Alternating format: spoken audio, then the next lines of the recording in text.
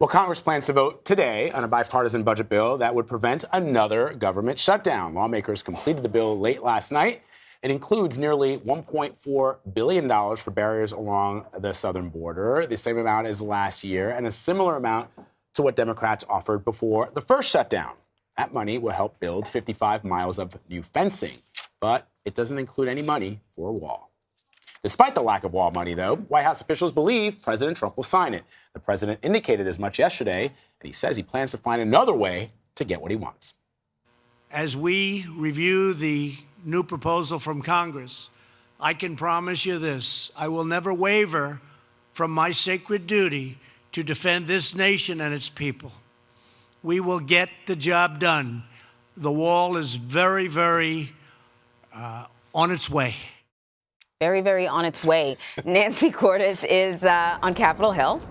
So, Nancy, the headline for this is that we've got $1.4 billion for new fencing along the border. There had already been money allotted for new fencing along the border, so I guess this is like over and above that.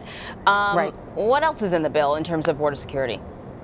Well, this bill, which is very, very going to pass today in the House and the Senate, it really has the same amount of funding for fencing in fiscal year 19 that it had in fiscal year 18. So basically, what they ended up with after a 5-week shutdown that affected 800,000 federal workers, the entire nation's economy, and thousands of federal contractors who still haven't gotten paid, is the same amount of funding for fencing as they got last year. So let that sink in. Beyond that, there is some additional money for border security. The border security budget is being boosted this year by about $1.7 billion. And that money is going to things like construction at the ports of entry, more surveillance at the ports of entry, 600 new customs officers. So there is going to be a boost in funding. We see a boost in funding every year when it comes to DHS funding and border security, but it's a little bit larger this year. So the president can claim that as a victory, and Democrats and Republicans alike are urging him to do so. In fact, part of the reason that they want to hold this vote and pass it overwhelmingly today is to send that message to the president. Hey, if you're having any second thoughts about this, know that Congress is united and they want you to sign the bill and avert another partial government shutdown. And is this less money than he would have been given had he agreed to the offer that was on the table prior to the government shutdown?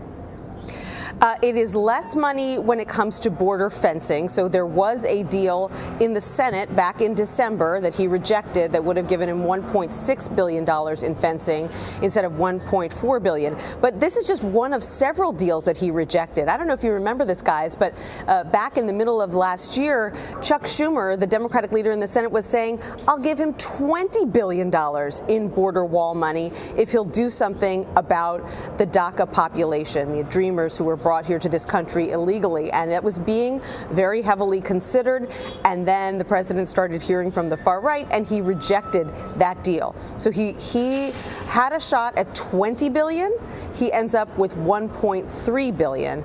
So hard for him to claim credit on the wall and fencing issue, or claim victory rather.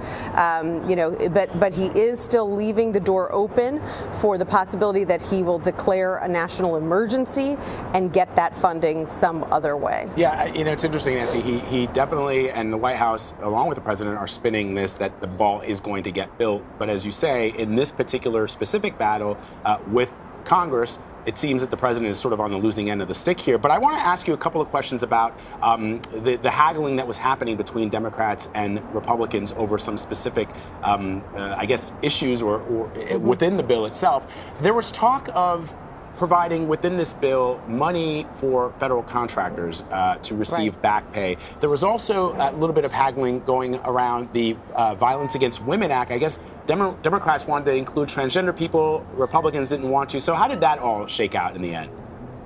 So neither of those provisions is going to end up in this bill that's getting voted on today. When it comes to federal contractor back pay, this was something that was being pushed by Democrats. They said, look, you've got thousands of federal contractors who should be treated the same way that federal employees were treated, which is that they got back pay after the government reopened. A lot of these federal contractors literally worked without pay for 5 weeks. So they basically gave up almost a tenth of their salary for the year. And they're not going to get it back unless Congress does something about it. Democrats were pushing for that to be included in this bill.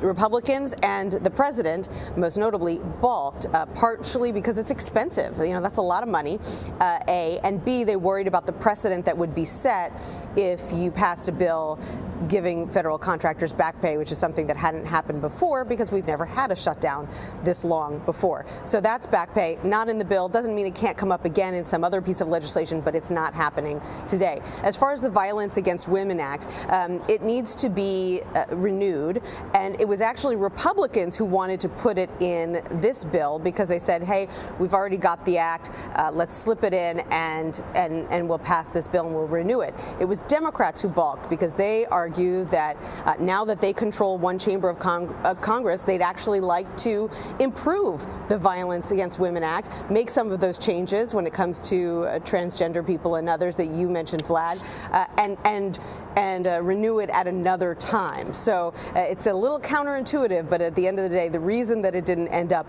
in the final bill was because Democrats didn't want it in there. Really fascinating insight. Nancy Cordes, as always, thank you so much, Nancy. You're welcome.